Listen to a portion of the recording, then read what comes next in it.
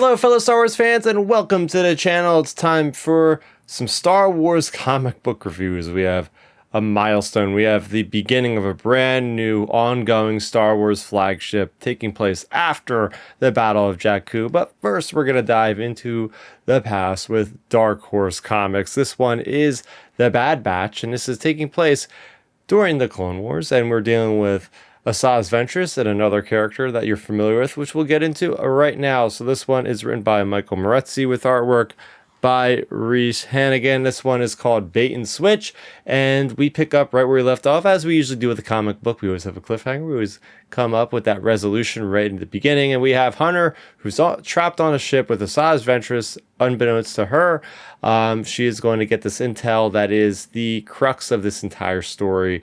This intelligence for the Republic intelligence that could really pose a problem if the wrong people get their hands on this. So we have the Bad Batch sent to get this information. They've been trailing this masked figure, which very Star Wars fans, we already know, even though they're masked, that this is Assajj Ventress. No big surprise there. So they get to this planet, and it's very much a water world. Hunter is able to get off the shuttle, unbeknownst to Assajj, but he's separated from his crew members, so he's got to go for a swim, and that's where we got this classic Star Wars hijinks of creatures. And this one is a double-headed shark, it looks like, that's trying to get him. And then when they get to the surface, they all meet up together, and they're beset upon by IG droids galore, like IG-88 lookalikes coming through at them. And it's that Bad Batch fanfare of just these guys, just going guns blazing in there. They're finally happy. Wrecker's happy, can finally blast his gun, doesn't have to worry about all the sneaky stuff. And then while this is all happening, there's this deal going down. Assajj gets to her contact, which is Aurra Singh, and she's going to be able to start killing off all these officers and whatnot, causing havoc for the Republic. But then that's when, Aurra Singh thinks that Assajj betrays her when the alarm goes off and the Bad Batch are found. And that's when Assajj Ventress literally just does a force choke on Aurra Singh. This is great. Seeing these two characters that I don't believe ever interacted in the Clone Wars animated series, seeing them interact here makes perfect sense. The bounty hunter dealing with the separatists, they dealt with them as well as the Empire did back in the day. So it's really cool to see that stuff there.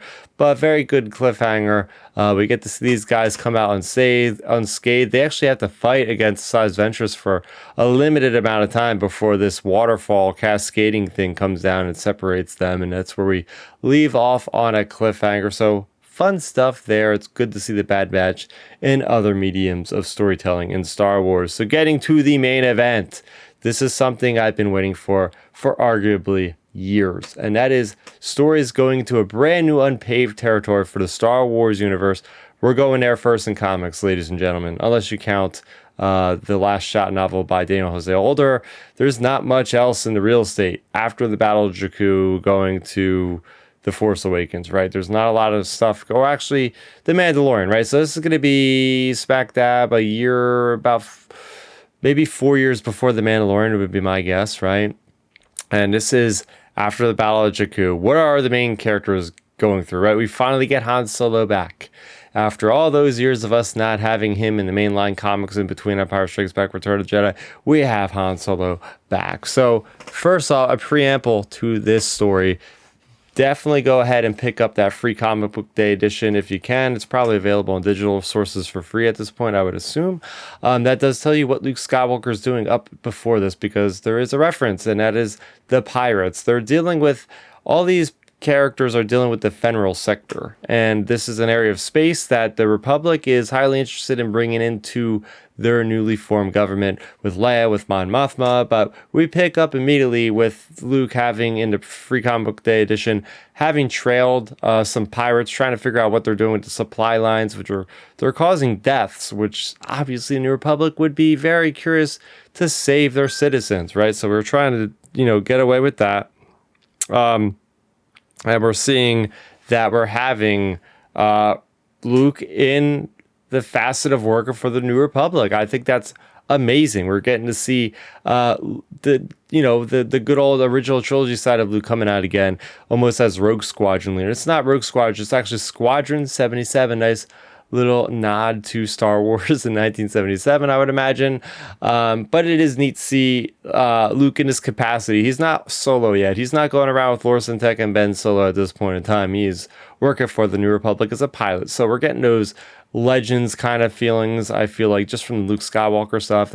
They're going to try to take these pirates out. Next thing you know, they're ambushed by a freaking Star Destroyer. Like, these things should not really exist at this point. So there's a big question mark there. Luke and Rin, who is from the Battle of Jakku comics, go down to the surface to try to interrogate this guy. He tells them a secret that we're not supposed to know, because it cuts off to another storyline when he's telling this guy. And he basically does like the cyanide destruction pill thing that almost kills Luke in the process. And while Luke is still breathing, Rin is there with him, and that's that storyline there. Then we cut back to the Leia storyline. They're trying to do like this trade show, not a trade show, but this meeting, get together of these different people of the Pyros, and the Prime Minister of Pyros, which happens to be part of the Fenral sector, is not having it for the Republic, making a very big problem for Leia, who's just trying to strengthen the numbers of the nascent New Republic, and this person is just having none of it. Is just pretty much just talking crap to Leia and making her look bad, and it's not a good look. So we have that going on. And then we have the Han Solo storyline. So we get Beilert Valance, who's kicked out of this bar. And these guys are ragtag Imperials. They're called the Zantag. I don't know if they actually are Imperials or they just took Imperial gear. Like, I love how Phil Noto just puts together like the different garb, whether it be a Minband trooper to a Shore trooper to a Scarif trooper or a Stowe trooper. I think like he's got a bunch of the different trooper designs, different colors and whatnot, which is just cool. It really reminds me of the Remnant Empire. And basically, Beilert Valance gets his butt saved by Han Solo. And first of all, it's cool seeing these guys together because they have such a history. They go back to being cadets in that Star Wars miniseries from Marvel that came out around the time of Solo's Star Wars story, which tells about Han Solo's 2 or 3 years in the academy, and that's where he met Beilert Valance. Then in the Star Wars ongoings in the last series between Empire and Return of the Jedi, Beilert feels like he owes something for Han Solo since he's in Carbonite, and we get to see these guys pick up like nothing. And for some reason, this reminds me of Dash Rendar and Han Solo. I'm still hoping for an official Dash Rendar appearance in something canon one of these days, but for now, this will do, because at least we have Beilert Valance with a lot of great history, a lot of character layers and things we've seen over the years, so it is cool to see him working with Han Solo and having the palm blasters, and these guys having that rapport of good old buddies, so I love seeing that. The long and short of it is, at the end of this issue, something bad happens. There's war that is put onto the New Republic, right? There's war that's been declared by this Prime Minister of Pyros, which happens to be of the Fenral sector. She says that basically the Republic has no help for them, and they are making their own independence, and they're going to, discuss a trade treaty later on, but anybody that is entering Fenral space will be destroyed on sight. They are very aggressive, and it looks like one of the New Republic ship is going to be destroyed. So it's like, oh crap.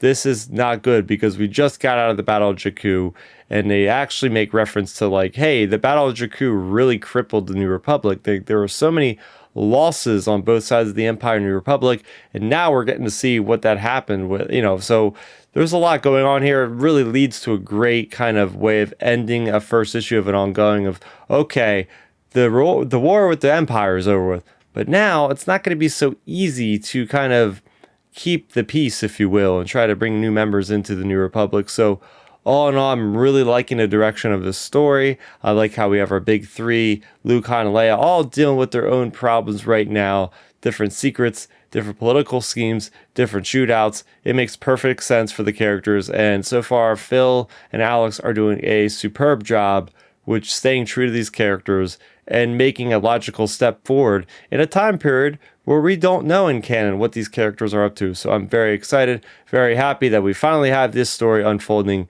before our very eyes, month in, month out. So what did you guys think of these comics this week? Let me know in the comment section down below. For more on Star Wars, you're already in the right place.